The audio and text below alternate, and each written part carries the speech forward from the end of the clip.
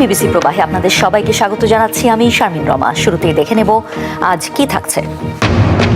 আবারও পূর্ণাঙ্গ যুদ্ধের প্রস্তুতি ইরান যুক্তরাষ্ট্রে। উত্তেজনা নিরসনে আবারও মধ্যস্থতাকারীদের চেষ্টা। সব শর্ত না মানলে আলোচনা নয় বলছে তেহরান। ইরানের বিরুদ্ধে গুপ্ত হত্যার ষড়যন্ত্রের অভিযোগ ট্রাম্পের। নজিরবিহীন বোমা হামলার আগাম নির্দেশ দিয়ে রাখার দাবি। ইউক্রেনে প্যাট্রিয়ট তৈরির সবুজ সংকেত মার্কিন প্রেসিডেন্টের। প্রক্রিয়া শেষ হতেই লাগতে পারে 1 বছর। যুদ্ধে তেমন প্রভাব ফেলবে না মত বিশ্লেষকদের। ইরানের অনুরোধে শান্তি আলোচনায় রাজি হয়েছে যুক্তরাষ্ট্র। ডোনাল্ড ট্রাম্পের এমন কথাকে উড়িয়ে দিয়েছে তেহরান। দাবি শত্রুপক্ষকে কোনো অনুরোধই করেনি তারা। ওয়াশিংটনকে বিশ্বাসঘাতক আখ্যাও দিয়েছে। নতুন করে আলোচনার আগে সমঝোতা স্মারকের সব দফা মেনে চলতে হবে এমন শর্ত তেহরানের।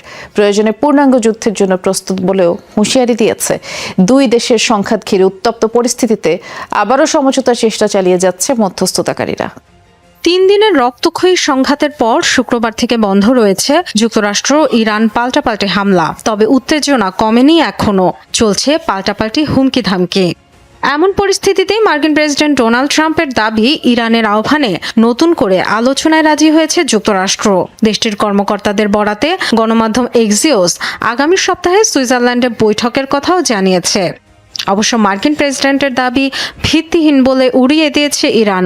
দেশটির পররাষ্ট্র মন্ত্রণালয়ের মুখপাত্র ইসমাইল বাঘেই জানিয়েছেন, এমন কোনো অনুরোধই করেননি তারা। তেহরানের আলোচক দলের প্রধান পার্লামেন্ট স্পিকার মোহাম্মদ বাঘের গালিবাফ বলেছেন, যুদ্ধ বন্ধ তাদের অগ্রাধিকার হলেও তা ইরানের আত্মসমর্পণের মাধ্যমে কখনোই হবে না। আইআরজিসি প্রতিরক্ষার প্রস্তুতি কখনোই থামায়নি বলেও জানিয়েছেন, কারণ ইরান জানে যে কোনো মুহূর্তে বিশ্বাসঘাতকতা করতে পারে যুক্তরাষ্ট্র। পরবর্তী আলোচনার আগে পাকিস্তানের মধ্যস্থতায় স্বাক্ষরিত সমঝোতা স্মারকের সব শর্ত মানতে হবে ওয়াশিংটনকে, এমন শর্তের কথা জানিয়েছেন ইরানের পররাষ্ট্রমন্ত্রী আব্বাস আরাকচি। ট্রাম্পের সাথে আলোচনার পর ইরান সফরে গিয়েছেন কাতারের প্রতিনিধিরা। এ তথ্য নিশ্চিত করেছে তেহরান। এছাড়া ইরানের প্রেসিডেন্ট মাসুদ পেজেশকিয়ানের সাথে ফোনালাপ করেছেন পাকিস্তানের প্রধানমন্ত্রী শেহবাজ শরীফ। কাতারের আমির Sheikh Tamim bin Hamad Al থানির সাথেও কথা হয়েছে শেহবাজের। ডোনাল্ড ট্রাম্পকে হত্যার ষড়যন্ত্র করছে ইরান, এমন দাবি স্বয়ং মার্কিন প্রেসিডেন্টের। তবে তাকে হত্যার চেষ্টা করলে ইরানের নজিরবিহীন বোমা হামলার আগাম নির্দেশ দেওয়া হয়েছে। তাক করে রাখা হয়েছে 1000-এরও বেশি মিসাইল, এমন হুমকি দিয়েছেন ট্রাম্প। প্রায় সপ্তাহ জুড়ে ইরানের প্রয়াত সর্বোচ্চ নেতা আয়াতুল্লাহ আলী খামেনির শেষ বিদায়ের যাত্রায় মানুষের যে ঢল নেমেছিল, সেখানে অনেকের হাতেই দেখা গেছে ডোনাল্ড ট্রাম্প বিরোধী ব্যানার। প্রতিশোধের স্লোগান ছিল কণ্ঠে। মার্কিন প্রেসিডেন্টকে সরাসরি হত্যার হুমকিও দিয়েছেন অনেকে। এমন সময় ট্রুথ সোশ্যালে দেয়া এক পোস্টে মার্কিন প্রেসিডেন্ট দাবি করেন তাকে গুপ্ত হত্যার চেষ্টা করছে ইরান। 2020 সালে ইরানের শীর্ষ সামরিক কর্মকর্তা কাসেম সোলাইমানি নিহত হওয়ার পর থেকেই তাকে হত্যার ষড়যন্ত্র করে আসছে তেহরান, এমন দাবিও করেন তিনি। প্রাণনাশের হুমকির জেরে ট্রাম্প বলেন তাকে হত্যা করে ছাড় পাবে না তেহরান। জানান, এমন কিছু হলে তেহরানকে বোমা হামলায় উড়িয়ে দেওয়ার আগাম নির্দেশ দিয়ে রেখেছেন তিনি। বারবার ট্রাম্পের এমন হুমকি ধামকির পোস্ট দেখে নেটিজেনদের অনেকেরই জিজ্ঞাসা, তবে কি ভয় পেয়ে গেছেন বিশ্বের অন্যতম পরাশক্তি যুক্তরাষ্ট্রের প্রেসিডেন্ট? যুক্তরাষ্ট্র ইরান সংঘাত কমাতে ফের সমঝোতার চেষ্টা চালিয়ে যাচ্ছে মধ্যস্থতাকারীরা। আলোচনার সুযোগ তৈরির লক্ষ্যে শুক্রবার তেহরান পৌঁছেছেন কাতারের প্রতিনিধিরা। যদিও ওয়াশিংটনের আচরণকে এখনও সন্দেহের চোখেই দেখছে তেহরান। দাবি, পাকিস্তানের মধ্যস্থতায় স্বাক্ষরিত সমঝোতা স্মারকের সব শর্ত মানতে হবে যুক্তরাষ্ট্রকে, যার প্রথম দফাতেই বলা হয়েছে সব ফ্রন্টে যুদ্ধবিরতি কার্যকর থাকবে। যে কোনো শর্ত ভঙ্গের পাল্টা জবাব দেওয়া হবে, হুঁশিয়ারিও দিয়েছে ইরান। প্রয়োজনে পূর্ণাঙ্গ যুদ্ধের জন্য প্রস্তুত বলেও জানিয়েছে তারা। অন্যদিকে হরমুজ প্রণালী দিয়ে বাণিজ্যিক জাহাজের নিরাপদ চলাচল ইস্যুতে শনিবারের মধ্যে তেহরানের তরফ থেকে নিশ্চয়তা চায় ওয়াশিংটন। দাবি, গুরুত্বপূর্ণ জলপথটি খুলে না দিলে ভালো কোনো সমাধান আসবে না। হরমুজ প্রণালীতে জাহাজ চলাচল ইস্যুতে আলোচনার জন্য আকস্মিক ওমান সফরে গেলেন ইরানের পররাষ্ট্রমন্ত্রী আব্বাস আরাকচি। শনিবার এই তথ্য জানিয়েছে দেশটির আধা সরকারি সংবাদ মাধ্যম তাসনিম নিউজ। জানায়, হরমুজে নিরাপদ জাহাজ চলাচলের বিষয়ে আলোচনা করতেই তার এই সফর। মূলত সম্প্রতি ইরানের হরমুজের নির্দেশনা না মেনে হরমুজ পাড়ি দেওয়ার সময় একাধিক জাহাজে হামলা চালায় IRGC।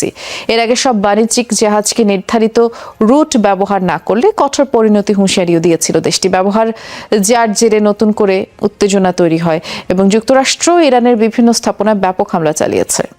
আবারও চরম সংকটের মুখে বৈশ্বিক জ্বালানি বাজার। আন্তর্জাতিক জ্বালানি সংস্থা IEA জানিয়েছে এ দফায় মার্কিন তেহরান উত্তেজনা জোরালো হলে দীর্ঘায়িত হতে পারে বৈশ্বিক জ্বালানি সংকট। এই সংঘাত পরিস্থিতি আরও জটিল হওয়ার শঙ্কায় গেল 24 ঘন্টায় হরমুজের পথে প্রায় 11 মিলিয়ন ব্যারেল জ্বালানি পাঠিয়েছে ইরান। এদিকে IEA জানিয়েছে 2020 সালের পর চলতি বছর প্রথমবারের মতো বিশ্বব্যাপী জ্বালানির চাহিদা কমেছে। হরমুজ প্রণালী চলমান যুদ্ধে যা ইরানের জন্য সবচেয়ে বড় ভূ রাজনৈতিক ও কৌশলগত অস্ত্র। এর মাধ্যমে পারমাণবিক অস্ত্রের মতোই প্রতিরোধ সক্ষমতা গড়ে তুলেছে তেহরান। বড় ধরনের যুদ্ধের শঙ্কায় গেল 24 ঘন্টায় হরমুজের পথে প্রায় 11 মিলিয়ন ব্যারেল জ্বালানিবাহী 5টি সুপার ট্যাঙ্কার ও একটি সুয়েজম্যাক্স জাহাজ পাঠিয়েছে ইরান। তথ্যটি নিশ্চিত করেছে মার্কিন গণমাধ্যম ব্লুমবার্গ। জানা গেছে দুপক্ষের পাল্টাপাল্টি অভিযানে ইরানের বন্দরগুলো ফের অবরুদ্ধ হওয়ার শঙ্কায় এমন পদক্ষেপ নিয়েছে দেশটি। এরই মাঝে ইরানের উপকূলীয় এলাকাগুলোয় মার্কিন হামলার পর গুরুত্বপূর্ণ নৌপথটিতে বাণিজ্যিক জাহাজ চলাচল কিছুটা কমেছে। সেই সাথে উত্তপ্ত হয়ে উঠেছে বৈশ্বিক জ্বালানি বাজার। এরই মধ্যে 9%-এরও বেশি উঠেছে জ্বালানি তেলের দাম। এমন পরিস্থিতিতে নিজেদের জ্বালানি বাজার সচল রাখতে উদ্যোগ নিয়েছে ইরান। তবে বিপুল পরিমাণ জ্বালানির ক্রেতা ঠিক কে বা কারা তা এখনও স্পষ্ট নয়। এদিকে দুই প্রতিপক্ষের মধ্যকার লড়াই জোরালো হলে এবার আরও দীর্ঘায়িত হতে পারে বৈশ্বিক জ্বালানি সংকট। সতর্কবার্তা এসেছে আন্তর্জাতিক জ্বালানি সংস্থা IEA থেকে। প্রকাশিত এক প্রতিবেদনে সংস্থাটি জানিয়েছে 2020 সালের পর চলতি বছরে প্রথমবারের মতো কমে গেছে বিশ্বব্যাপী জ্বালানির চাহিদা। IEA এর তথ্য মতে যুদ্ধ শুরুর পর থেকে হরমুজ প্রণালী হয়ে প্রায় 14 মিলিয়ন ব্যারেল জ্বালানি সরবরাহ কমেছে। তবে সমঝোতা পরবর্তী সময়ে হরমুজ পুনরায় কার্যকর হওয়ার পর গেল মাসে তেলের সরবরাহ বেড়েছিল 4 মিলিয়ন ব্যারেলেরও বেশি। এমন পরিস্থিতিতে চলতি বছর দৈনিক 8 লাখ ব্যারেলেরও বেশি জ্বালানি ঘাটতি রয়েছে। তবে সংস্থাটি জানায় জলপথটি পুরোপুরি সচল হলে ঘাটতি পুষিয়ে আগামী বছর অতিরিক্ত 4.62 মিলিয়ন ব্যারেল জ্বালানি সরবরাহ সম্ভব। যদিও চলমান পরিস্থিতির কারণে সেই সম্ভাবনা ভেস্তে যেতে বসেছে। পরিস্থিতি সামাল দিতে উভয় পক্ষকে শান্ত থাকার আহ্বান জানিয়েছে তেল উৎপাদনকারী উপসাগরীয় রাষ্ট্রগুলো, যার মধ্যে রয়েছে মার্কিন অভিযানের জবাবে ইরানের পাল্টা হামলায় ক্ষতিগ্রস্ত বাহরাইন, কুয়েতের মতো দেশগুলো। ইউক্রেনে গাইডেড বোমা হামলা চালিয়েছে রাশিয়া, যাতে প্রাণ গেছে অন্তত 5 জনের, 25 জন আহত হয়েছে। শুক্রবার দেশটির দক্ষিণ পূর্বাঞ্চলের শহর ক্রামাতোরস্কে হামলা চালায় রুশ বাহিনী। রাশিয়ার ছোড়ায় 7টি বোমা আঘাত হানে বেসামরিক বাড়িঘর, দোকানপাটে। ঘটনাস্থলে 4 জন নিহত হয়। ইউক্রেনের স্থানীয় কর্মকর্তারা এক বিবৃতিতে এই তথ্য নিশ্চিত করেন। এছাড়া পৃথকভাবে জাপোরজিয়ায় পারমাণবিক কেন্দ্রকে লক্ষ্য করে চালানো হামলায় একজনের মৃত্যু হয়েছে। মস্কোর করা হামলার পাল্টা জবাবের দাবি কিয়েভের। রাশিয়ার অভ্যন্তরে এবং কৃষ্ণ সাগরে সফল অভিযানের দাবি ইউক্রেনের সেনাবাহিনীর। এতে 2টি তেল শোধনাগারে আগুন লাগার ঘটনা ঘটেছে বলে জানায় কিয়েভ। রাশিয়ার ব্যালিস্টিক ক্ষেপণাস্ত্রের হামলায় নাস্তানাবুদ ইউক্রেন। সম্প্রতি রুশ সেনারা হামলার মাত্রা বৃদ্ধি করায় ব্যাপক ক্ষয়ক্ষতির শিকার হচ্ছে দেশটি। এমন পরিস্থিতিতে ইউক্রেনের মাটিতে আলোচিত প্যাট্রিয়ট ক্ষেপণাস্ত্র ব্যবস্থা তৈরির সবুজ সংকেত দিয়েছেন মার্কিন প্রেসিডেন্ট ডোনাল্ড ট্রাম্প। যদিও তার এই সিদ্ধান্ত কতটা প্রভাব ফেলবে যুদ্ধে তা নিয়েও সংশয় রয়েছে, কারণ কারখানা তৈরি ও কাঁচামাল সরবরাহ সহ অন্যান্য প্রক্রিয়া শেষ করতেই লেগে যেতে পারে 1 বছরেরও বেশি সময়। রাশিয়ার অভ্যন্তরে হামলার জবাবে ইউক্রেন জুড়ে সম্প্রতি হামলার তীব্রতা ব্যাপক বাড়িয়েছে রাশিয়া। একের পর এক ক্ষেপণাস্ত্র, ড্রোনের আঘাতে ধ্বংসস্তূপে পরিণত হচ্ছে দেশটির বহু স্থাপনা। রুশ ব্যালিস্টিক মিসাইল ঠেকানোর কার্যকর কোনো প্রতিরক্ষা ব্যবস্থা না থাকায় সবচেয়ে বেশি ভুগতে হচ্ছে কিয়েভ সেনাদের। চলতি মাসে রাশিয়ার ছোড়া 54টি ব্যালিস্টিক মিসাইলের মধ্যে মাত্র 4টি প্রতিহত করতে পেরেছে ইউক্রেন। আকাশ প্রতিরক্ষায় এমন দুর্দশার কারণে কয়েক মাস ধরে যুক্তরাষ্ট্রের কাছে অত্যাধুনিক প্যাট্রিয়ট মিসাইল ডিফেন্স সিস্টেম চেয়ে আসছিলেন ইউক্রেনের প্রেসিডেন্ট ভলোদিমির জেলেনস্কি। অবশেষে জেলেনস্কির আবদার মেনে নেওয়ার বার্তা দিয়েছেন মার্কিন প্রেসিডেন্ট ডোনাল্ড ট্রাম্প। দেশটির মাটিতেই অত্যাধুনিক প্যাট্রিয়ট সিস্টেম তৈরির সবুজ সংকেত দিয়েছেন তিনি। তবে এই প্রক্রিয়া বাস্তবায়ন সময় সাপেক্ষ হওয়ায় ট্রাম্পের সিদ্ধান্ত এই যুদ্ধে ইউক্রেনকে কতটা সুবিধা দিতে পারবে তা নিয়ে রয়েছে সংশয়। মার্কিন কংগ্রেসের অনুমোদন, কারখানা তৈরি ও কাঁচামাল সরবরাহে 12 মাসেরও বেশি সময় লেগে যেতে পারে বলে ধারণা করছে বিশ্লেষকেরা। এছাড়া বিষয়টি নিয়ে এখনও মার্কিন প্রশাসন প্যাট্রিয়ট উৎপাদনকারী প্রতিষ্ঠান লকহিড মার্টিনের সাথেও আলোচনা করেননি। In short term, the impact will be very limited. স্বল্পমেয়াদের প্রভাব খুবই সীমিত হবে। প্রথমত মার্কিন নির্মাতা প্রতিষ্ঠান লকহিড মার্টিনের সাথে চুক্তি চূড়ান্ত করতে হবে।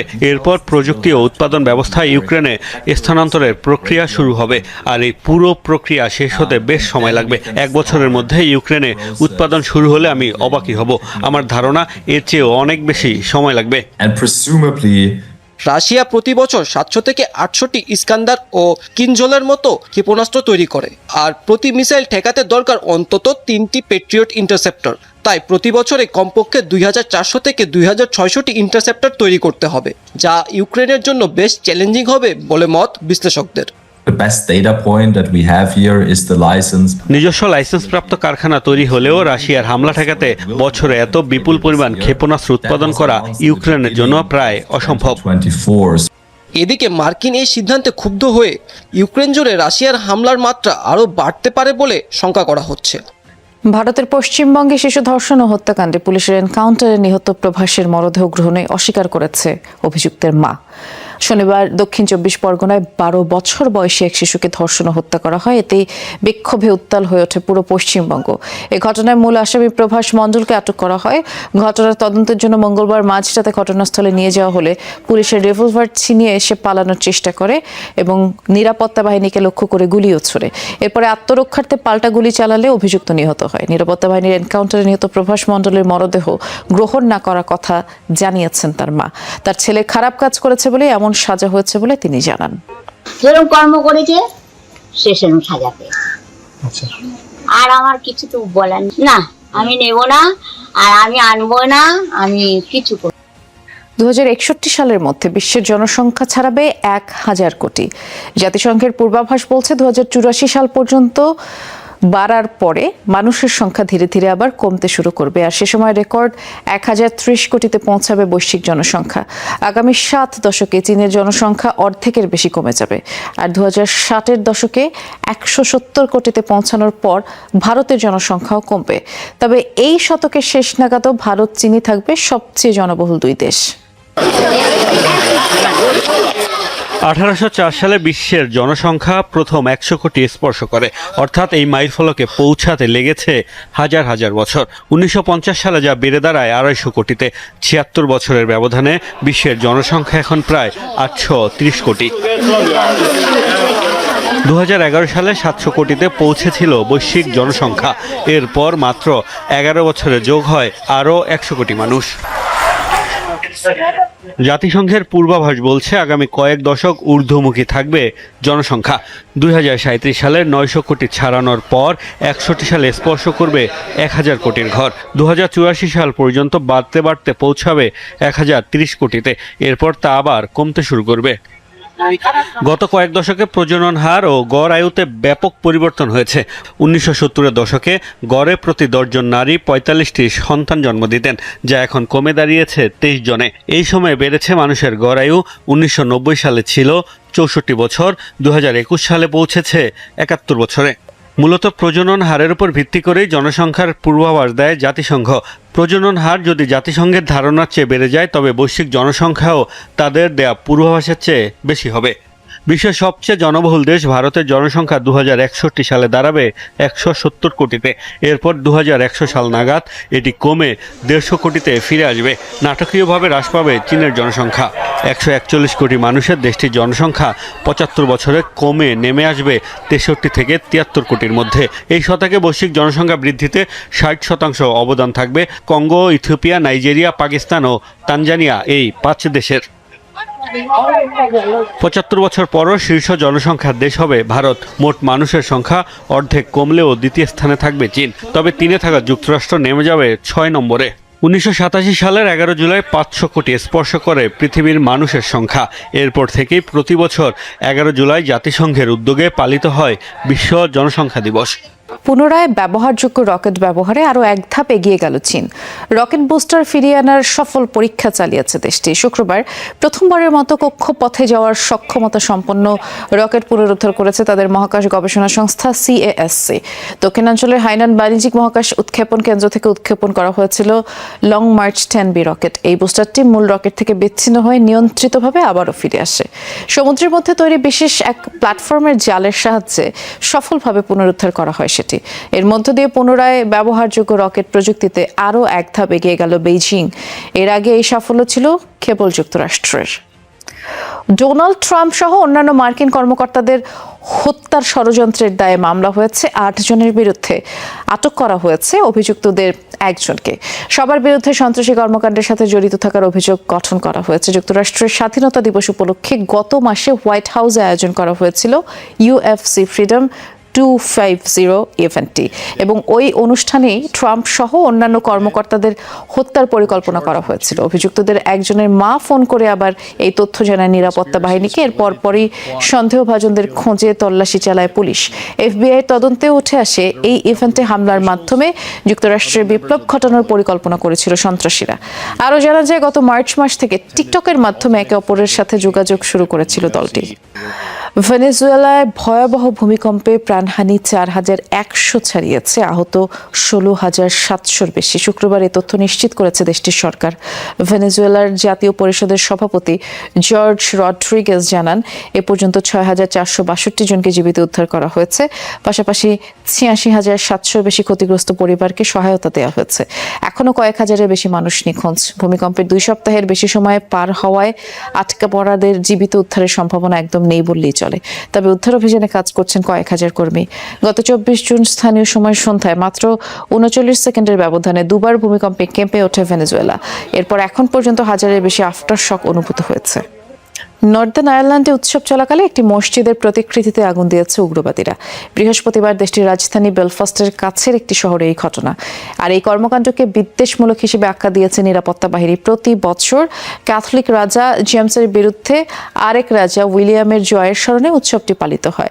সেখানেই কাঠ দিয়ে তৈরি বিভিন্ন কাঠামো প্রতিকৃতিতে আগুন দেওয়া হয়। এবারের উৎসবে কিছু কাঠের মসজিদের রেপ্লিকা তৈরি করে ইসলাম বিদ্বেষী উগ্রপন্থীরা। এক পর্যায়ে তা সরিয়ে নেওয়ার উদ্যোগ নেয় পুলিশ। এদিকে এই ঘটনায় উদ্বেগ জানিয়েছে ওই দেশটিতে থাকা মুসলিমরা। মাঝ আকাশে উড়ন্ত বিমানের জানালা ভেঙে বাইরে ছিটকে পড়ার উপক্রম হয়েছিল এক যাত্রীর। তবে কোনো রকমে প্রাণে বাঁচেন তিনি। আর অল্পের জন্য বড় ধরনের দুর্ঘটনার হাত থেকে রক্ষা পায় যাত্রীবাহী বিমানটি। শুক্রবার রায়ান এয়ারের একটি বিমানে এই দুর্ঘটনা ঘটে। কর্তৃপক্ষ জানিয়েছে গ্রিস থেকে জার্মানি যাচ্ছিল বোয়িং 737 মডেলের ওই বিমানটি। ওড়ার কিছুক্ষণ পরই এটি প্রায় 9,000 ফিট উচ্চতায় পৌঁছায়। এ সময় বিকট শব্দের একটি জানালা ভেঙে যায়। আর বাতাসের ধাক্কায় ওই ভাঙা জানালার পাশে বসা যাত্রী ছিটকে পড়েন বাইরের দিকে।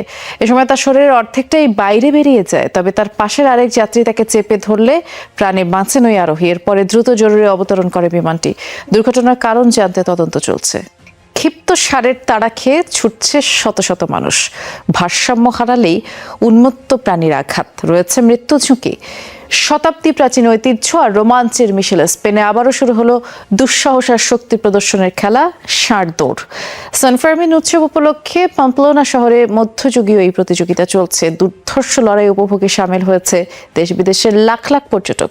ইসরায়েল বিরোধী স্লোগান আর ব্যানার চোখে পড়ার মতো এবারের আয়োজনে। ছাড়া পাচ্ছে একের পর এক খেপাটে ষাঁড়। বড় বড় শিং নিয়ে দ্রুত গতিতে ছুটছে মানুষের ভিড়ের দিকে। ষাঁড়ের তাড়া খেয়ে প্রাণপণে ছুটছেন সবাই। দানবীয় আকৃতির প্রাণীদের আকর্ষণ করতে অনেকেই চালিয়ে যাচ্ছেন নানা রকমের চেষ্টা। আবার ষাঁড় কাছাকাছি আসতে বাঁচার কত রকমের চেষ্টা। কেউ কেউ আবার পিষ্ট হচ্ছে ষাঁড়ের পায়ে। এভাবে স্পেনে উদযাপিত হচ্ছে সান ফার্মিন উৎসব। 9 দিনব্যাপী আয়োজনে অংশ নিতে এসেছে দেশ বিদেশের লাখো মানুষ, যাদের কাছে এই উৎসব এক রোমাঞ্চকর অভিজ্ঞতা। প্লাম্পনায় আসাটা সত্যি এক অবিশ্বাস্য অনুভূতি। এমন একটা উৎসবের অংশ হতে পারাটা দারুণ ব্যাপার। সত্যি বলতে আগামী কয়েকটা দিন কেমন কাটবে তা দেখার জন্য মুখিয়ে আছি। আমরা আজই এখানে এসেছি আর এই শহরটা সত্যিই 10-এ 10। দারুণ পরিবেশ, অসাধারণ এক অনুভূতি, এক কথায় চমৎকার। এবছরের আয়োজনটা ছিল একেবারেই ভিন্ন। বড় বড় ব্যানারে ইসরায়েলি বিরোধী লেখাসহ স্লোগানে মুখরিত হয় পালমোনাই শহর। ভবনের বারান্দাগুলো ছেয়ে গেছে ফিলিস্তিনের পতাকায়। তবে এই উৎসব নিয়ে সমালোচনাও আছে। গেল সপ্তাহে নিরীহ প্রাণী হত্যার অভিযোগে রাস্তায় নামে পশুপ্রেমীরা। রক্তক্ষয়ী উৎসব বন্ধের জোরালো দাবি জানায় তারা। সান ফার্মিনের এই সুন্দর উৎসবকে ষাঁড়ের লড়াই বিতর্কিত করেছে। সকালে যে ষাঁড়গুলো রাস্তায় দৌড়ায়, পরে সেগুলোকে নির্মমভাবে মেরে ফেলা হয়। 2026 সালে এসে আমরা এই নিষ্ঠুরতা বন্ধ করতে চাই। তবে ব্যাপক রক্তপাতের পরও শত বছর ধরে চলা এই আয়োজন বহু মানুষের কাছে এখনও এক রোমাঞ্চকর অভিজ্ঞতা। বলিউড সিনেমা জিন্দেগি না মিলেগি দোবারার কথা মনে আছে তো? এমন সব মুভি আর বইয়ের পাতায় উঠে এসেছে এসব উৎসবের গল্পচিত্র, যা দেশে বিদেশের মানুষকে এমন আয়োজনের প্রতি আকৃষ্ট করছে আরও। এবার যুক্তরাষ্ট্রের লস অ্যাঞ্জেলেসে ভয়াবহ দাবানল ছড়িয়েছে। এরই মধ্যে পুড়ে গেছে 1300 একরের বেশি এলাকা। স্থানীয় প্রশাসন এই তথ্য নিশ্চিত করে জানিয়েছে, ন্যাশনাল ফরেস্ট এলাকায় শুক্রবার স্থানীয় সময় সকালের দিকে সূত্রপাত হয় আগুনের। ঘণ্টাখানেকের মধ্যেই ভয়াবহ রূপ নেয়। বাতাসের তীব্রতায় দ্রুততার সাথে ছড়ায় আগুন। দ্রুতই আশপাশের এলাকা খালি করার নির্দেশ দেয় কর্তৃপক্ষ। নিরাপদ আশ্রয়ে সরিয়ে নেওয়া হয় বাসিন্দাদের। ন্যাশনাল ফরেস্ট সীমানায় স্থানীয়দের প্রবেশ না করার নির্দেশনা দেওয়া হয়। আর দুপুর নাগাদ আগুন নেভাতে কাজ শুরু করে ফায়ার সার্ভিস। এখনো আবাসিক এলাকায় ক্ষয়ক্ষতির তথ্য পাওয়া যায়নি। লিবিয়ার মরুভূমির নিচে লুকিয়ে আছে বিপুল তেল সম্পদ, আর সেই সম্পদের উপর নিয়ন্ত্রণ নিয়েই 1 দশকের বেশি সময় ধরে বিভক্ত দেশটি। বহু আন্তর্জাতিক উদ্যোগ ব্যর্থ হওয়ার পর এবার নতুন এক সমঝোতার ছক নিয়ে মাঠে নেমেছে যুক্তরাষ্ট্র। কিন্তু এই পরিকল্পনা কি সত্যি লিবিয়াকে এক করবে, নাকি ক্ষমতা ভাগাভাগির আড়ালে জন্ম নেবে নতুন বিতর্ক? দেশটির ভবিষ্যৎ নিয়ে এখন ঘুরপাক খাচ্ছে এমনই প্রশ্ন। ন্যাটোর সামরিক হস্তক্ষেপের মাধ্যমে মুয়াম্মার গাদ্দাফির পতনের 15 বছর পর আবারও লিবিয়াকে একত্রিত করার উদ্যোগ নিয়েছে যুক্তরাষ্ট্র। দীর্ঘদিনের রাজনৈতিক বিভক্তি ও আর্থিক সংকটকে কাজে লাগিয়ে দেশটির প্রতিদ্বন্দ্বী পক্ষগুলোকে একটি অভিন্ন সরকারের আওতায় আনার চলছে চেষ্টা। আর এই উদ্যোগের নেতৃত্ব দিচ্ছেন মার্কিন প্রেসিডেন্ট ডোনাল্ড ট্রাম্পের আরব, মধ্যপ্রাচ্য ও আফ্রিকা বিষয়ক বিশেষ উপদেষ্টা মাসাদ বুলুস। তিনি ট্রাম্পের জামাতা মাইকেল বুলুসের বাবা। 2011 সালে ন্যাটো সমর্থিত অভিযানের মাধ্যমে গাদ্দাফি সরকারের পতনের পর থেকেই লিবিয়া কার্যত বিভক্ত হয়ে পড়ে। বর্তমানে দুটি প্রধান প্রতিদ্বন্দ্বী প্রশাসনের নিয়ন্ত্রণে রয়েছে দেশটি। একদিকে রাজধানী ত্রিপলি ভিত্তিক গভর্নমেন্ট অব ন্যাশনাল ইউনিটি, যা জাতিসংঘ ও অধিকাংশ দেশের স্বীকৃত সরকার। অন্যদিকে পূর্বাঞ্চলে রয়েছে খলিফা হাফতারের নেতৃত্বাধীন লিবিয়ান ন্যাশনাল আর্মি সমর্থিত প্রশাসন, যারা বেনগাজি সহ গুরুত্বপূর্ণ এলাকা নিয়ন্ত্রণ করে। 2020 সালের পর থেকে লিবিয়া সংকট সমাধানে মূলত জাতিসংঘ মধ্যস্থতার দায়িত্ব পালন করলেও পর্দার আড়ালে গুরুত্বপূর্ণ ভূমিকা রাখছে যুক্তরাষ্ট্র। 2021 সালে রিচার্ড নরল্যান্ডকে লিবিয়ার বিশেষ দূত নিয়োগ করে ওয়াশিংটন। ট্রাম্পের দ্বিতীয় মেয়াদে সেই দায়িত্ব এখন পালন করছেন মাসাদ বুলুস। লন্ডন ভিত্তিক গবেষণা প্রতিষ্ঠান চ্যাথাম হাউসের গবেষক টিম ইটন বলেন, যুক্তরাষ্ট্র মূলত লিবিয়ার প্রতিদ্বন্দ্বী রাজনৈতিক অভিজাতদের নিয়ে একটি অভিন্ন সরকার গঠনের চেষ্টা করছে। ফিনান্সিয়াল টাইমসকে দেওয়া এক সাক্ষাৎকারে বুলুসের পরিকল্পনার কিছু অংশ প্রকাশ্যে আসে। এই পরিকল্পনার কেন্দ্রবিন্দুতে রয়েছে লিবিয়ার বিশাল তেল সম্পদ। যুক্তরাষ্ট্রের বার্তা হলো, যদি প্রতিদ্বন্দ্বী পক্ষগুলো একসঙ্গে সরকার পরিচালনায় রাজি হয়, তাহলে মার্কিন কোম্পানিগুলোকে লিবিয়ার তেল খাতে বিনিয়োগে উৎসাহিত করা হবে। অবশ্য বর্তমানে একটি জটিল বাস্তবতাও রয়েছে। ত্রিপলির সরকার আন্তর্জাতিকভাবে স্বীকৃত হওয়ায় বিদেশি বিনিয়োগ চুক্তি তাদের সঙ্গেই করতে হয়, কিন্তু দেশের অধিকাংশ তেল ক্ষেত্র ও রপ্তানি টার্মিনাল নিয়ন্ত্রণ করে হাফতারের বাহিনী। ফলে দুই পক্ষের সহযোগিতা ছাড়া বড় ধরনের আন্তর্জাতিক বিনিয়োগ সম্ভব নয়। এদিকে লিবিয়ার কেন্দ্রীয় ব্যাংকও জানিয়েছে, দীর্ঘমেয়াদে দুটি আলাদা প্রশাসনের ব্যয় বহন করা তাদের পক্ষে সম্ভব নয়। ফাঁস হওয়া তথ্য অনুযায়ী যুক্তরাষ্ট্র একটি ক্ষমতা ভাগাভাগির কাঠামো প্রস্তাব করেছে। সেই অনুযায়ী বর্তমান প্রধানমন্ত্রী আব্দুল হামিদ দবেইবা সরকার প্রধান হিসেবে দায়িত্বে থাকবেন। অন্যদিকে খলিফা হাফতারের ছেলে এবং LNA এর সেনাপ্রধান সাদ্দাম হাফতার কার্যত রাষ্ট্রপতির মতো ভূমিকা পালন করবেন। অনেক বিশ্লেষকের মতে এই পরিকল্পনা যুদ্ধ থামানোর একটি বাস্তবধর্মী চেষ্টা হলেও এতে সাধারণ লিবীয় জনগণের মতামতের প্রতিফলন নেই।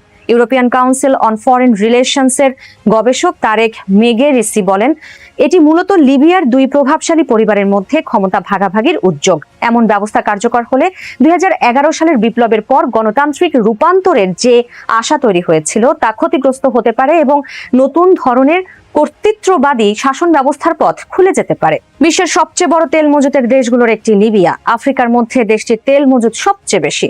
2024 সালে লিবিয়া দৈনিক প্রায় 13,70,000 ব্যারেল তেল উৎপাদন করে রেকর্ড গড়ে। বিশ্লেষকদের মতে রাজনৈতিক স্থিতিশীলতা ফিরলে মার্কিন কোম্পানিগুলোর জন্য লিবিয়ার জ্বালানি খাত বড় সুযোগ তৈরি করবে।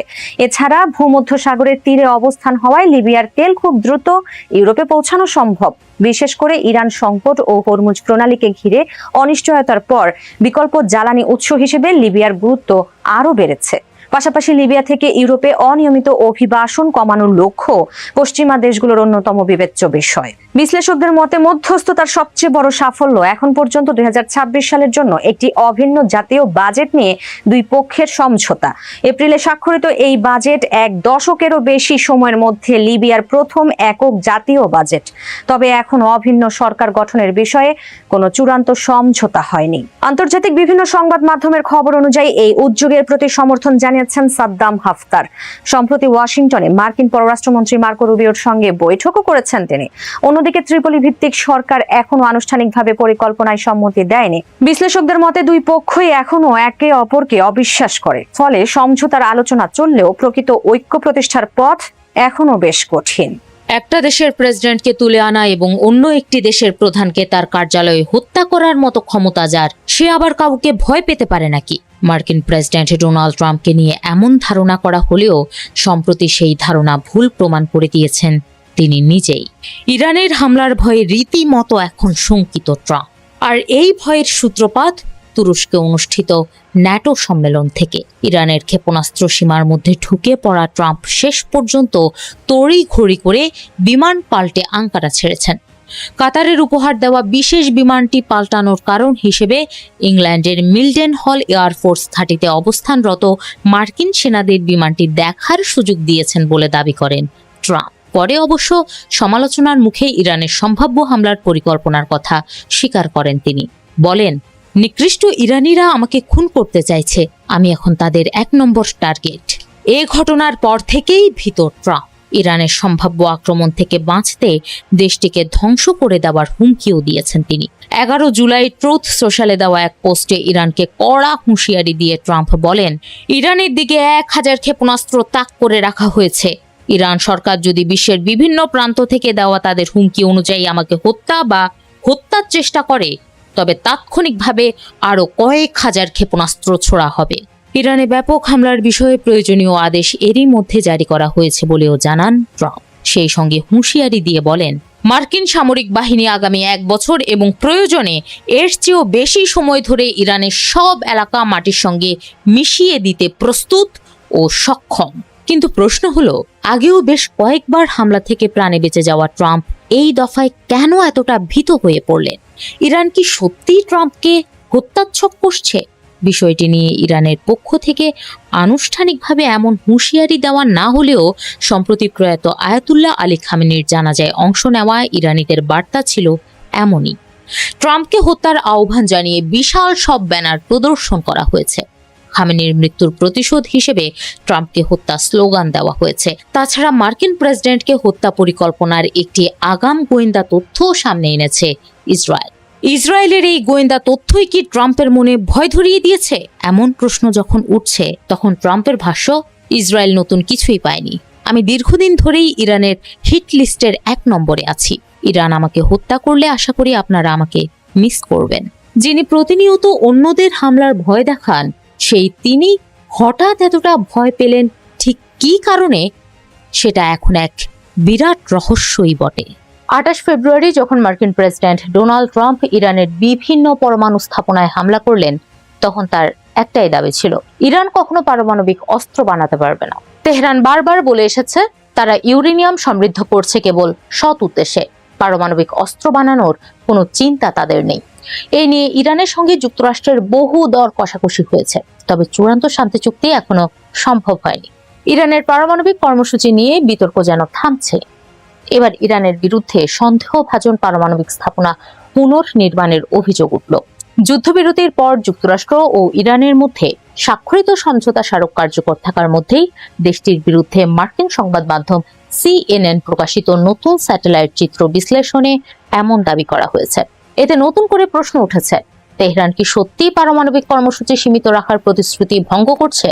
CNN ও ওয়াশিংটন ভিত্তিক গবেষণা প্রতিষ্ঠান institute for science and international security ISIS যৌথভাবে কয়েকটি স্যাটেলাইট ছবি বিশ্লেষণ করেছে। তাদের দাবি, ইরানের কয়েকটি সন্দেহভাজন পারমাণবিক ও ক্ষেপণাস্ত্র স্থাপনায় নতুন নির্মাণ কাজ চলছে। বিশেষ করে পার্চিন এলাকায় যুক্তরাষ্ট্র ও ইসরায়েলের বাংকার বাস্টার বোমার আঘাতে সৃষ্ট গর্ত মেরামতের কাজের আলামত দেখা গেছে। জুন মাসের ছবিতে গর্তগুলো অস্থায়ীভাবে ঢেকে রাখা হলেও জুলাইয়ের ছবিতে সেখানে আরও স্থায়ী সংস্কার কাজের চিহ্ন দেখা যায়। এছাড়া পিক্যাক্স মাউন্টেন নামের আরেকটি সন্দেহভাজন স্থাপনায় টানেলের ভেতরে ট্রাক ও ভারী যানবাহনের নিয়মিত যাতায়াত ধরা পড়েছে। একই সঙ্গে কয়েকটি ক্ষেপণাস্ত্র ঘাঁটিতেও পুনর্গঠন কার্যক্রমের ইঙ্গিত পাওয়া গেছে। গত মাসে যুক্তরাষ্ট্র ও ইরান 14 দফার একটি সমঝোতা স্মারকে সই করে। সেখানে তেহরান প্রতিশ্রুতি দেয় তারা পারমাণবিক অস্ত্র তৈরি করবে না এবং আন্তর্জাতিক পরমাণু শক্তি সংস্থা IAEA এর তত্ত্বাবধানে সমৃদ্ধ ইউরেনিয়াম ব্যবস্থাপনায় সহযোগিতা করবে। কিন্তু CNN এর বিশ্লেষণ বলছে সমঝোতা কার্যকর হওয়ার কয়েকদিনের মধ্যেই পারচিন ও পিক্যাক্স এলাকায় নতুন কর্মকাণ্ড শুরু হয়। ফলে প্রশ্ন উঠেছে, ইরান কি শুরু থেকেই চুক্তির শর্ত অমান্য করছিল?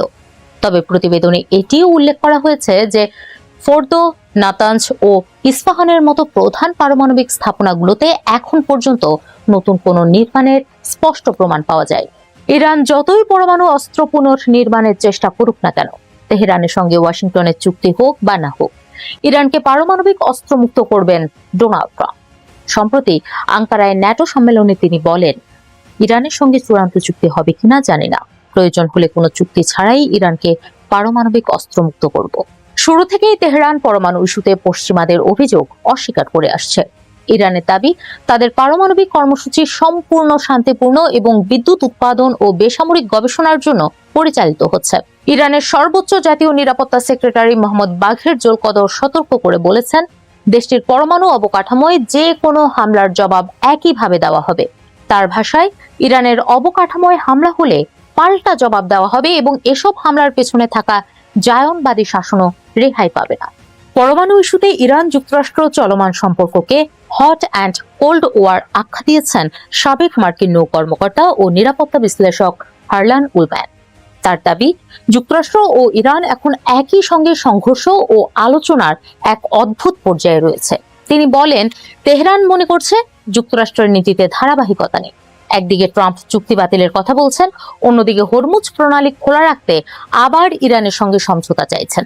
উলম্যানের মতে, দুই দেশই শেষ পর্যন্ত একটি সীমিত সমঝোতায় পৌঁছাতে চাইবে, কারণ যুক্তরাষ্ট্র চায় হরমুজ প্রণালী খোলা থাকুক এবং তেলের দাম নিয়ন্ত্রণে থাকুক। অন্যদিকে ইরানেরও অর্থনৈতিক নিষেধাজ্ঞা শিথিল এবং তেল রপ্তানির সুযোগ প্রয়োজন। CNN এর প্রকাশিত স্যাটেলাইট চিত্রগুলো এখনো চূড়ান্তভাবে প্রমাণ করে না যে ইরান পারমাণবিক অস্ত্র তৈরির কাজ শুরু করেছে, তবে এগুলো এমন কর্মকাণ্ডের ইঙ্গিত দিচ্ছে যা পশ্চিমা দেশগুলোর উদ্বেগ আরো বাড়িয়েছে। ফলে যুদ্ধবিরতির পরও ইরানের পারমাণবিক কর্মসূচি ঘিরে অবিশ্বাস ও উত্তেজনা কমার বদলে নতুন মাত্রা পেয়েছে। এখন নজর থাকবে এই অভিযোগের জবাবে তেহরান কি ব্যাখ্যা দেয় এবং আন্তর্জাতিক পরমাণু শক্তি সংস্থা এ বিষয়ে কি অবস্থান নেয়। সবাইকে শুভকামনা জানিয়ে আমি শারমিন রমাজ এখানে বিদায় নিচ্ছি। ভালো থাকবেন।